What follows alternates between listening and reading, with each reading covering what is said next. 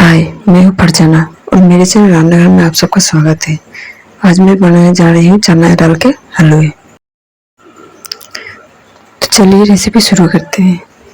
इसके लिए मैंने 250 ग्राम चना डाल लिया है। अब हमें इसे अच्छी तरह से धोकर कुकर पर डाल देना है। हम इसे अच्छे से बॉईल करेंगे। मैं इसे कुकर पे 5 सीटी लगाऊंगी। इसे ज़्यादा ना गलाए वरना आप अपनी मनपसंद की शेप नहीं दे पाओगे।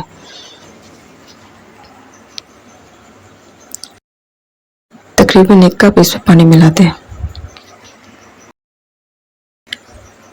तो चलिए इसे बॉईल कर लें। ये बॉईल हो चुका है। चलिए अब इसे मिक्सर ग्राइंडर पर अच्छी तरह से पीस लें। इसे दरदरा ही पीसे, ज़्यादा फाइन पेस्ट ना बनाएं। हमें इसे दरदरा ही रखना है। अब हमें इस चना दाल को अच्छी तरह से रोस्ट कर लेना है। इसके लिए मैंने गैस के ऊपर एक कढ़ाई बैठा लिया है। कढ़ाई गर्म होते ही हमें इस पर ऐड करना है 3 टेबल स्पून घी। घी को अच्छी तरह से चारों ओर फैला लें। इसके बाद हमें ऐड करना है पिसे हुए चना दाल। हम इसे मीडियम फ्लेम पे ही रोस्ट करेंगे। हमें इसे छोड़ना नहीं है, इसी तरह चलाते रहना है वरना ये नीचे से जल जाएगा। मैं इसे तब तक रोस्ट करूंगी जब तक ये भुरभुरा सा ना हो जाए और इसके अंदर के जितने भी मॉइस्चर है वो सूख ना जाए। हमें इसे रोस्ट करने में तकरीबन 7 से 10 मिनट लग सकते हैं। हमें इसे मीडियम फ्लेम पे ही रोस्ट करना है।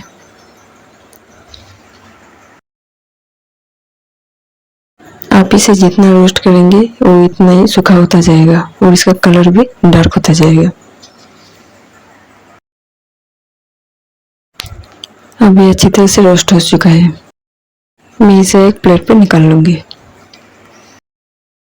चलिए अब हलवा बनाने की प्रोसेस को शुरू करें। मैंने फिर से उसी कढ़ाई को धोकर ले लिया है। अब मैं इस पे ऐड करूंगी 2 टेबल स्पून घी। इस वक्त भी हमें गैस के फ्लेम को मीडियम ही रखना है। घी को चारों ओर फैला लें। इसके बाद हम इस पे ऐड करेंगे एक तेजपत्ता। मैंने तेजपत्ते को तोड़कर डाला है। उसके बाद मैं डालूंगी गरम मसाले। अब सारे गरम मसाले को और तेजपत्ते को अच्छी तरह से फ्राई कर लें।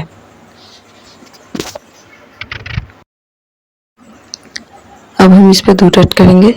गैस के फ्लेम को इस वक्त लो कर लें और धीरे से इस पे दूध ऐड कर दें।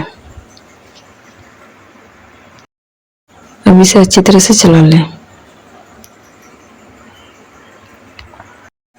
अब हम इसे 2 मिनट बॉईल होने देंगे। 2 मिनट बाद हम इस पे ऐड करेंगे शुगर, मतलब चीनी। चीनी को अच्छी तरह से दूध के साथ मिला लें।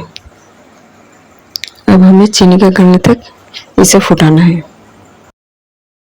अगर आपको चीनी पसंद नहीं है तो इसकी जगह आप मिश्री व गुड़ का भी इस्तेमाल कर सकते हैं।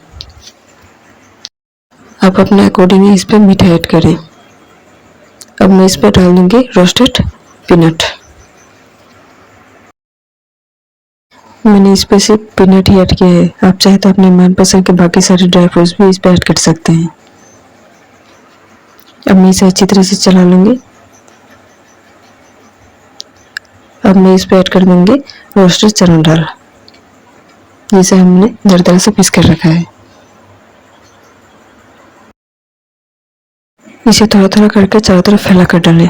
एक साथ डालने की कोशिश ना करें वरना ये जम जाएगा। अब इसे अच्छी तरह से मिला लें।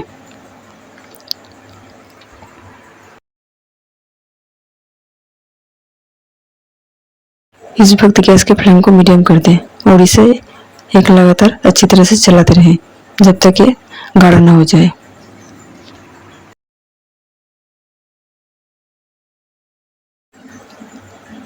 हम इसे तब तक हिलाते रहेंगे जब तक ये अच्छी तरह से सूखा ना हो जाए। अब देख सकते हैं हम इसे जितना हिला रहे हैं उसके अंदर के मॉइस्चर उतने ही कम होते जा रहे हैं। मुझे यहाँ स्पून से हिलाने में हाथ लग रहा था, इसलिए मैंने स्पून को चेंज कर लिया। अब मैं फिर से इसे अच्छी तरह से रोस्ट कर लूँगी। आप इसे जितना सूखा बनाएंगे आप अपने मनपसंद के उतने ही अच्छे सेक दे पाएंगे।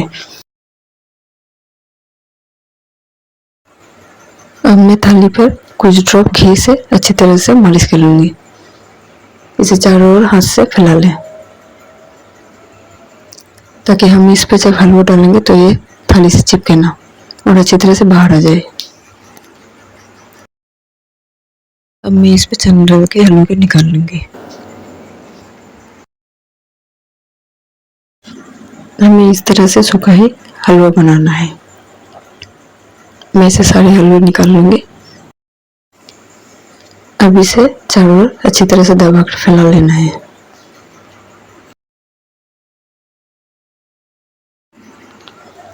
इसे अच्छे से चारों ओर फैलाने के लिए हमें हाथ की जरूरत होगी, इसलिए मैं हाथ पे थोड़ा सा घी लगा कर मालिश कर लूंगी ताकि हलवा जो है वो हाथ पे चिपके ना। ये प्रोसेस आप ठंडा होने के बाद ही करें, गर्म में हाथ जल सकता है। अब इसे अच्छी तरह से दबा कर हमें चारों ओर फैला लेना है।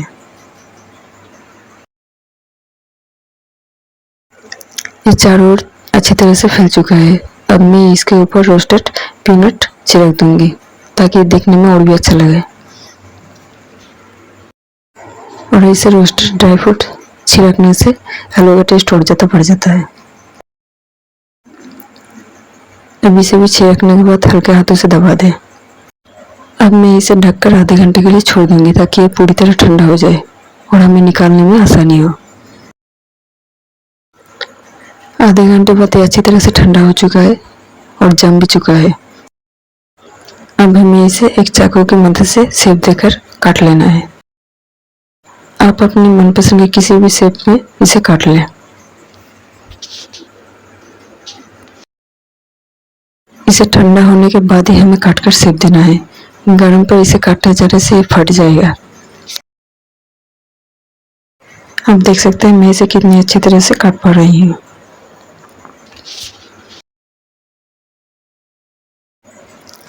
इसे चारों ओर से भी थाली से अलग कर ले।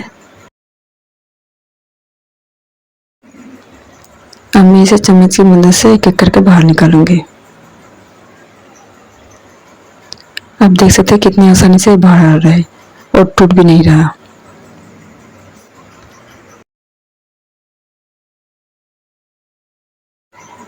तो आप लोग भी इसी तरह एक बार ट्राई करके देखें और अगर मेरी रेसिपी पसंद आए तो मेरे चैनल को लाइक और सब्सक्राइब करना ना भूलें।